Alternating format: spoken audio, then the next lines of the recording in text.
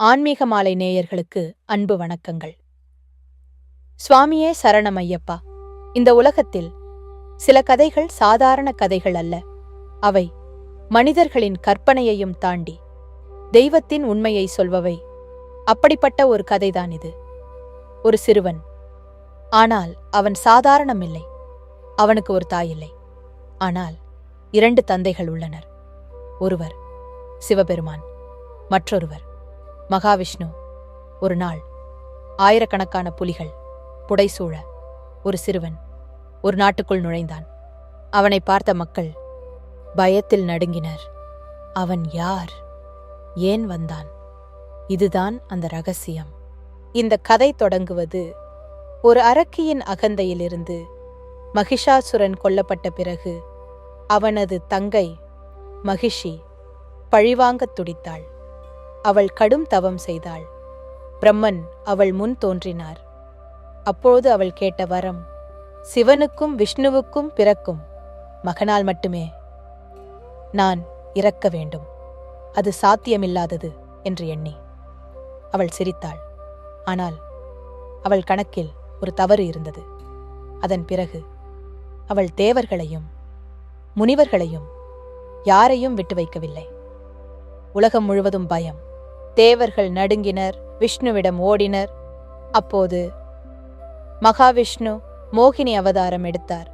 அந்த மோகினியின் அழகு எல்லையற்றது. சிவபெருமான் கூட அந்த மோகினியின் மாயையில் ஈர்க்கப்பட்டார். அந்த இணைப்பிலிருந்து ஒரு தெய்வீக குழந்தை பிறந்தது. அவன்தான் ஹரிஹர புத்திரன்.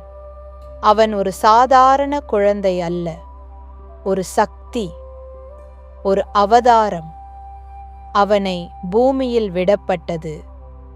பம்பை நதிக்கரையில் ஒரு குழந்தை இல்லாத மன்னன் அந்த குழந்தையை கண்டெடுத்தான். அவன் மனம் உருகியது. அவனை தன் மகனாக வளர்த்தான். அவனுக்கு பெயர் மணிகண்டன். மணிகண்டன் வளர்ந்தான். ஆனால் அவன் வளர்ச்சி சாதாரணமில்லை. அவன் வேதங்களில் தேர்ச்சி பெற்றான். போர்க்கலையில் வல்லவனானான். ஒரு நாள் அவன் குருவின் மகனை குணப்படுத்தினான். மக்கள் அதிசயித்தனர். அவன் யார் என்று யாருக்கும் தெரியவில்லை. அந்த நேரத்தில அரண்மனையில ஒரு மாற்றம். ராணிக்கு ஒரு சொந்த மகன் பிறந்தான். அமைச்சர் மனதில் பொறாமை. அவன் ஒரு சதி செய்தான். ராணியை தூண்டினான். ராணி நோய்வாய்ப்பட்டது போல நடித்து ஒரு மருத்துவர் வந்தான். அவன் சொன்னான், புலிப்பால்தான் மருந்து, அது மரணம் என்றே அர்த்தம். ஆனால் மணிகண்டன் சிரித்தான். தந்தையே, கவலைப்படாதீர்கள் என்றான். நான் கொண்டு வருகிறேன் என்றான். மணிகண்டன் காட்டிற்குள் சென்றான். அங்கே ஒரு இருள் காத்திருந்தது. மகிஷி, அவள் சிரித்தாள். இவனா என்னை கொல்ல வந்தவன்? போர் தொடங்கியது. அது சாதாரண போர் அல்ல. மின்னல், அக்கினி, காற்று, பூமி அதிர்ந்தது. அந்த நேரத்தில் மணிகண்டன் தன் உண்மையான சக்தியை வெளிப்படுத்தினார். அவன் விஸ்வரூபம் எடுத்தான். மகிஷி வீழ்ந்தாள். தேவர்கள் தோன்றினர். இந்திரன் புலியாக மாறினார். மற்ற தேவர்கள் புலிகளாக மாறினர். மணிகண்டன் ஒரு மாபெரும் புலியின் மீது அமர்ந்தார். ஆயிரக்கணக்கான புலிகளோடு அரண்மனைக்கு திரும்பினார். மன்னன் உண்மையை உணர்ந்தான்.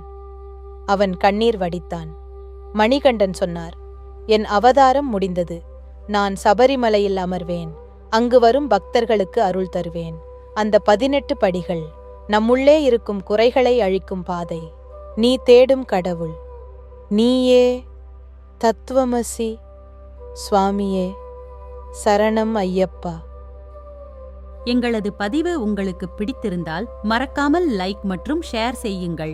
இது போன்ற பல பயனுள்ள தகவல்களை தெரிந்து கொள்ள எங்களது சேனலை சப்ஸ்கிரைப் செய்து இணைந்திருங்கள். தங்களின் ஆதரவுக்கு மிக்க நன்றி.